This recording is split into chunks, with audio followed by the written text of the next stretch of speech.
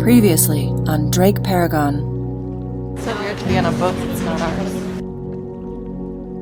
It's a huge incline and it's covered with sheep. The sheep will actually eat the seaweed.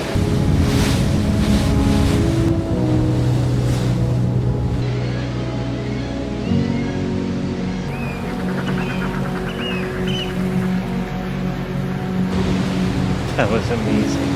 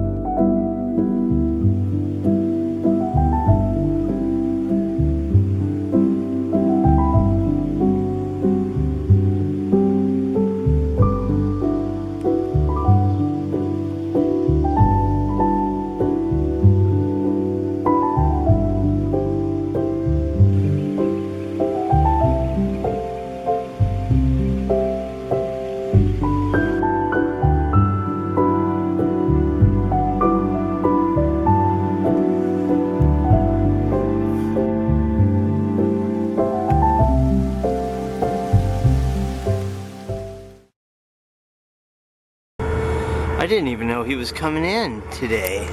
The whole parking lot has a couple hundred people on it.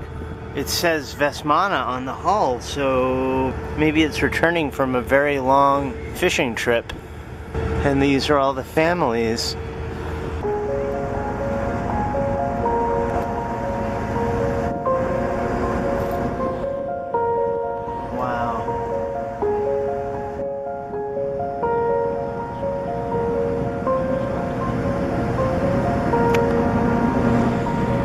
Closest Paragon's ever got to a boat like that.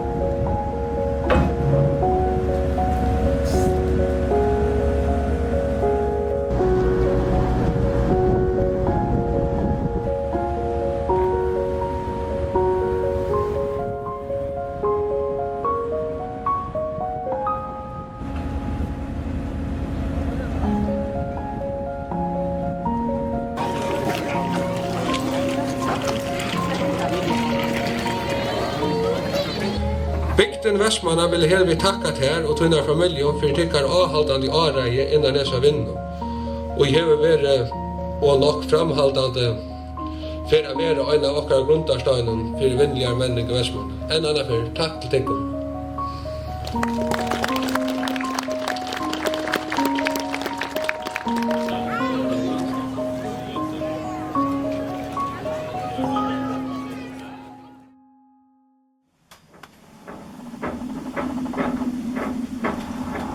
And that big fishing boat?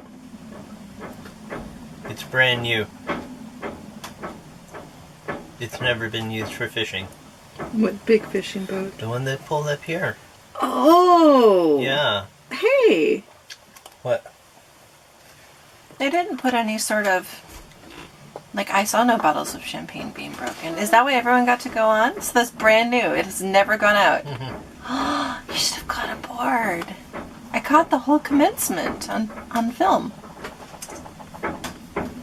And its home port is here, but eventually it will go back out to sea and we won't see it again.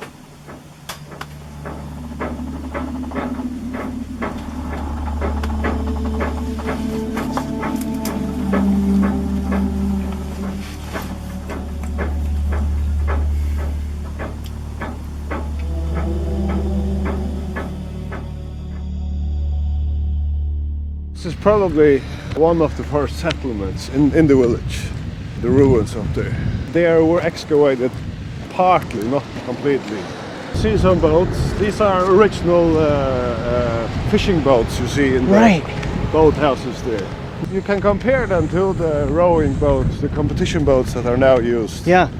These two are maybe 110 years old or something. And were used for fishing in the fjord here for cod, saithe, halibut and things like that. But this house here was built in 1909. My great-grandfather built it, and this is his bridge actually. Before this harbor was built, there were several of these landing sites for larger sloops with this saltfish bacalao. Yeah. So they came right into here. Yeah, to that Right pier there. out there. And so all of that land wasn't there before? No, it was just open. Everything here. Is Vestmanna growing or is it getting smaller? It's stagnant actually. Stagnant. Yeah, we have 1,200 people. That's been 1,200 for 50 years or something like that. Yeah. From 1900 up to 1950, it grew many hundred people. It used to be maybe 200-300 people. Yeah. It grew up to around 1,100, and then it stopped. The development somehow stopped. I don't know why. And now these last years, many like official businesses have been moved out of the village to Tórshavn and other places. Some are coming back, fortunately. This is an old Viking ruin. Right here. This is dated, yes, to around 900 something. One of the oldest settlements in the village. Maybe the first or second settlement. Wow. You can see the walls here. Yes. And if you look closely, maybe there are some above here, some woody stuff. Wow. Yeah. This is a longhouse. A longhouse? Yes, a Viking Longhouse. See it here? You see the wall? Yep. The entrance is there, you can walk through there, yeah? The entrance.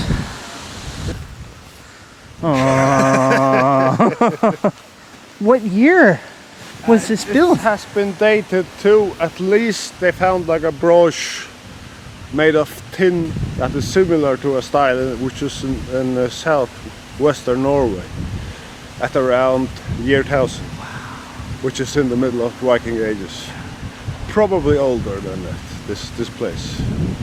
I remember as a child, this is my grandmother's house here, and my grandfather's workshop. He was a carpenter. And we used to play here, you know, running around. And the saga says that when these first Norsemen or Vikings came to Vestmanna, people already lived here, probably of Celtic origin. And they had some holy place here. They were Christians. Norsemen were of course heathen or believed in Valhalla and Thor and Odin and all of those. They said that the church was around that place there. And they came in, the Norsemen, and the first thing that they did was to kill the upper priest. Yeah. And he cursed the place. He cursed this place. They settled here, the Norse people. Took the Celtic people as slaves, married them or got kids with them. Then they lived here maybe for 2 or 3 generations. And then the creek here in the winter went out of its bed, hit the house, several people died. And later famine, disease came, again several people died, so they abandoned this place and left and moved up to another place here, the Heia, which is called the Heia. And they abandoned this place and said that no one should live here because this place is cursed. Yeah, it's cursed. The saying was that if you dig in this place, you wouldn't live another year. Nobody dug for up until the 1960s when they excavated. And they got 2 old guys to help them with the excavation because they were old then. If they died, it wouldn't matter that much. Both of them lived until they were in their 90s or something.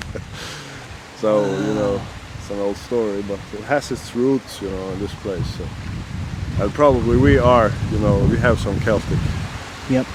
All of us in the Faroes. DNA in us. But the Vikings, they came with the rowing boats. And they brought the boat, they brought the navigational skills, and they had their own sheep with them, and they brought their DNA and everything, and they mingled with the people that probably already lived here. Your ancestors. My ancestors, yes. My great-grandmother, she was from those people that, lived... From the other part of the village. And she moved back here, and her father built that shop down there. And they came back to the same place. That's how I like to think of it. Yeah. The origin of the name of the village, Vestmanna, means men from the Western Islands, which is Scotland, Ireland, and the Hebrides, Orkneys. Yep. The Norwegians and the Danes, they settled in Scotland and Ireland. But then there were lots of turbulence, lots of civil wars and things like that going on in those places. They left and came here, and came to Iceland also. They have found in our DNA that the men, they originate from Norway, but the female, they originate from Scotland or Ireland. Really? Yeah. Wow. And they can follow the Y chromosome and the mitochondrial DNA. It's amazing what they can do with DNA analysis. Yeah, that's like a proof that there has been some, relations between the Vikings and the Celtic people. So maybe some of my ancestors lived here 1,000 years ago. Right here. Your great grandmother and grandfather.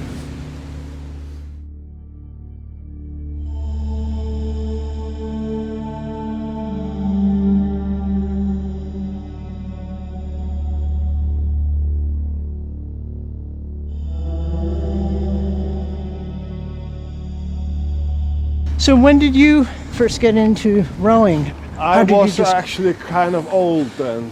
I had rowed before, and of course when I was a child we always rowed around the bay here in dinghies and everything. Yeah. As still many do. But we didn't have any television until I was 12 years old, I think. We didn't have any computers, or cell phones, nothing, so we had to find out what to do. And rowed. Rowing was cool. Yeah, we made little rafts out of pallets and often fell out into the sea. Yeah, a little bit of danger there. Yeah. The parents, they were very worried, of course. I bet. But that was normal. It was normal childhood, it is normal. And the origin, of course, of the Faroese rowing, it comes from the Vikings. The Vikings. And the Viking boats also. And this is one of the cultural heritages of the Vikings. This is 10-man boat, and that's also a 10-man's boat. Much larger. Yeah. This is like the men, they row with these ones, and women with these ones. They could row, of course, with larger ones, but there hasn't been a tradition for it. I don't know why. Traditionally, women row in a 5-man. Yeah, more a 5-man and 6-man boats. This is the boat that I rowed with when I was a champion. This was the boat. This was the boat, yeah. This is mahogany. Mahogany. Yeah, a real work of art almost. This boat here compared to that one. Absolutely. This is the cheap version, but maybe it's a little slimmer, maybe it's a little faster, these discussions. The crew, they have to believe in the boat. This is a good boat, and if they don't believe in the boat, they'll have difficulties competing in it. So there's a bond between the rowers and the boat itself. Yeah, like if you race on a motorbike or something, and you think that this bike is not as good as the competitors. Yeah.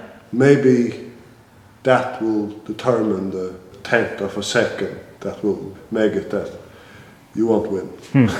Do the people who are actually rowing the boat, do they maintain the boat themselves as well? Partly.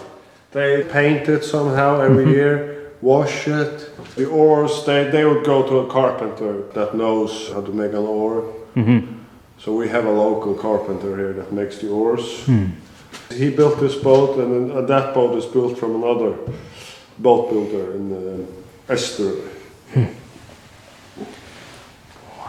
They're the same length and everything. Yes. And these guys sitting here, these are the closest to the steering man. Yes. They are, holding pace.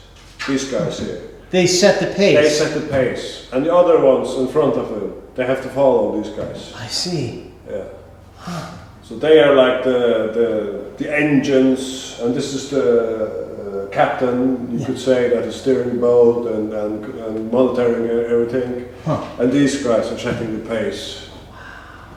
And often, if it's a long boat, and if you have like against the winds, the guys in the front often don't hear everything that the steering man is shouting out.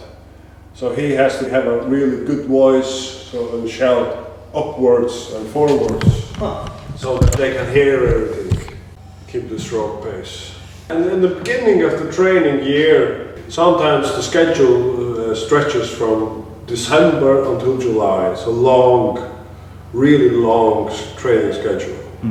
And they train maybe 2, 3 times, 4 times, and increasing, the intensity of the training. Yes. So they get in a better shape, and then they should peak at the competition and be in the best shape at the competition day. When I was rowing, we trained 7 times a week, every day. Every day. Yeah. And after a competition, very low, slow training. If it's very close between the competitions, 1 week, you can't train that hard in that week before the next competition. Aye. Because you have to be on the peak on each competition. Beginning of June until the end of July, there are 7 competitions, 7 weekends, 7 Saturdays that you would compete in different places around the islands. Here are the rowing machines. And this is good for winter training. They use the rowing machines. We have 10 of them here. Aye, in the winter time. Yeah.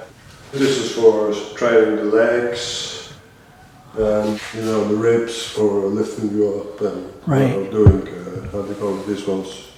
Push-ups. Push-ups. Yeah. So when are people actually rowing in the water during the year? Do they row in the winter time as well?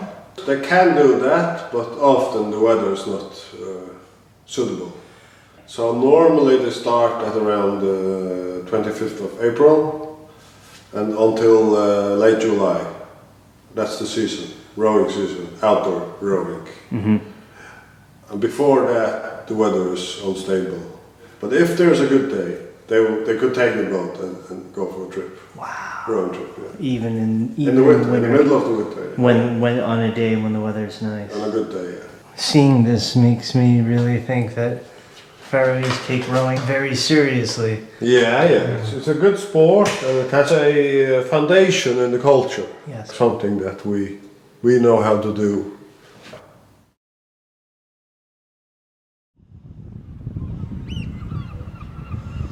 Check it out. I don't even know who did this, but I'm pretty psyched. Look at that. I just got back to the boat and somebody brought off this beautiful salmon. That's a lot of salmon. Oh my god. Beautiful. Somebody in this town likes us. Oh man, dinner.